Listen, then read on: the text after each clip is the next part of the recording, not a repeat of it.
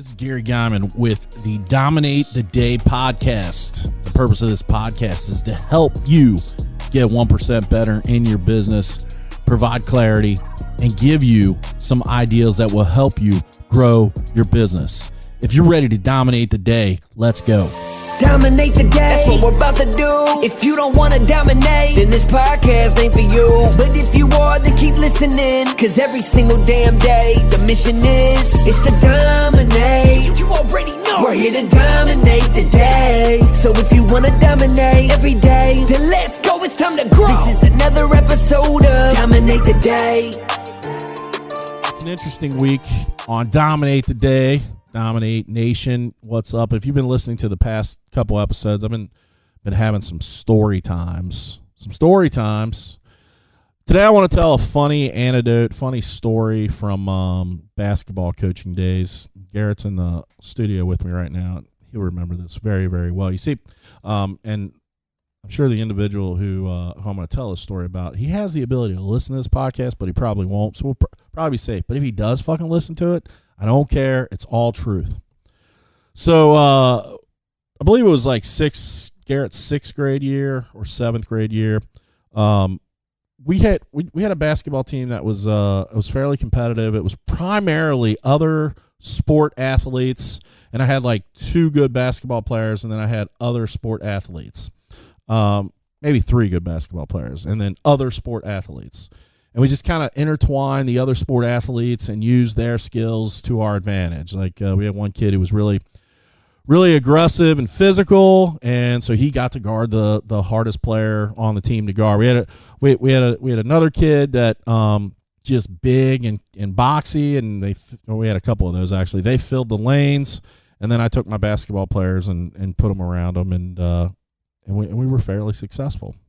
I had one kid on my team who he was a really good basketball player. He's a good baseball player too. For whatever reason, he decided to play sticks and balls pretty much all of high school and then college, but that's neither here nor there. But at the time, he was playing basketball for us, and hard-nosed kid. Probably one of the Garrett, would you say probably one of the top like 5 hard-nosed kids that you played with in basketball? Like Jordan Fromeyer would be number 1, wouldn't you say? Then Zach Harris, and then probably Nate would be like 3 or 4. I'm trying to think if there was somebody else that was like harder-nosed than our boy Nate Verst. He would be right there, right? Nate was just this kid like nails. Nate, run through that wall. Okay, I'll go through it. How fast you want me to go through it? As fast as you fucking can. All right. What'd you want me to do, coach? That was Nate, though. We'd practice something. So, in fact, Nate would always draw like a weak assignment for whatever reason. Like he would get somebody guarding him that had no business guarding him, couldn't guard him.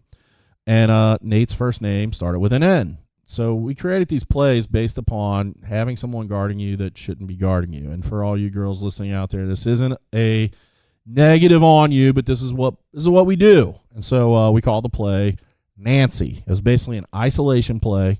Nate goes to the block, and Garrett or one of the other guards gets him the fucking ball. So we clear out.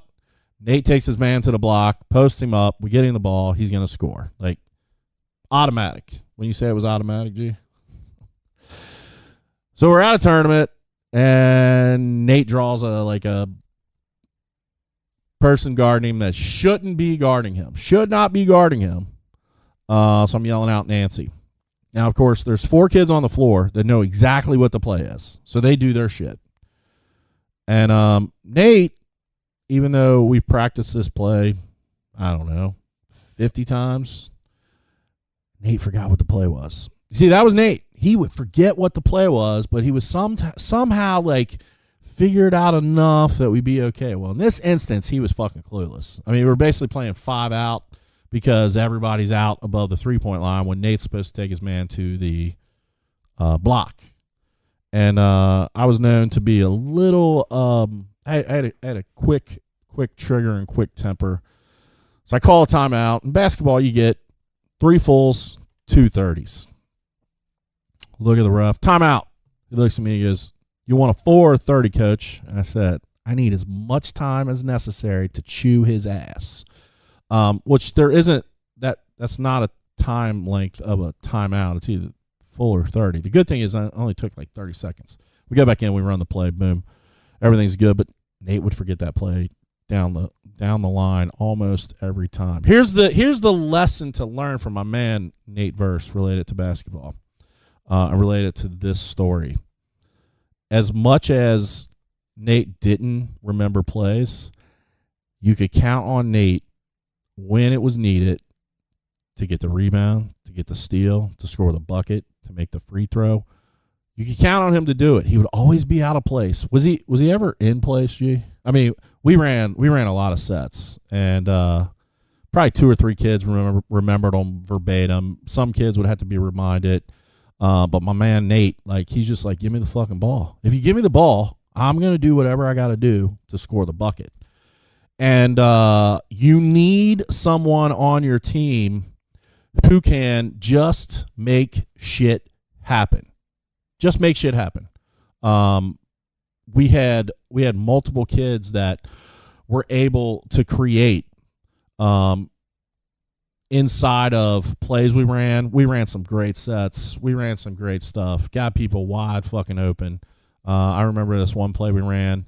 We're basically running a circle around their defense, and our best player on the team ends up running the circle, and I think, was it the second time through, he was wide fucking open, and they just didn't know how he got that wide open for a layup, because Garrett was either you were getting the ball to Garrett or this kid, and they were so keen they were so keyed in on Garrett, they forgot all about the kid following Garrett, and boom, wide open.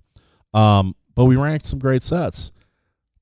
But and I had kids that could perform inside and out of sets.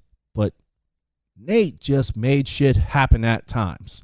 He could create offense out of nothing.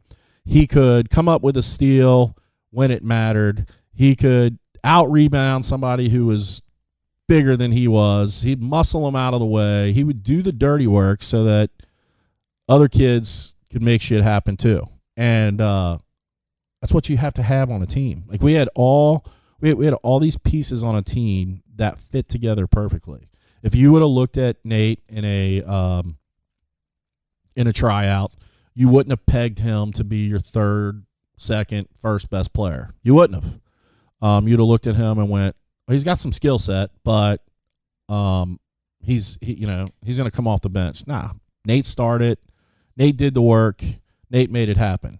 And so sometimes you got to take those people, plug them into the right spots so they can always make it happen. You see, Nate didn't work inside a framework very well, but he did work inside of chaos. So when we pressed the shit out of people and there was chaos, Nate was there when it was necessary to either help force a turnover, help create a turnover, or give the ball up once he turned it over. And you have to be able to plug all of your people in correctly at the right time and at the right point. And here's the final piece you have to realize. You're not going to build your success without a team. You're not going to build your success without a foundation. The open shots that other kids got wouldn't have happened without the success that Nate had working in the chaos. And we want to build things. We want to build great organizations, but we don't want to do it with people. We think we're going to do it ourselves, and you're capped at your ability. And so without a team working in concert together, without a team being able to produce together, you're not going to be able to achieve the results. You're not going to be able to achieve the goals. You're not going to be able to dominate the day. Dominate the day, that's what we're about to do. If you don't wanna dominate, then this podcast ain't for you. But if you are, then keep listening, cause every single damn day, the mission is to dominate. You already know we're here to dominate the day. So if you wanna dominate every day, then let's go, it's time to grow. This is another episode of Dominate the Day.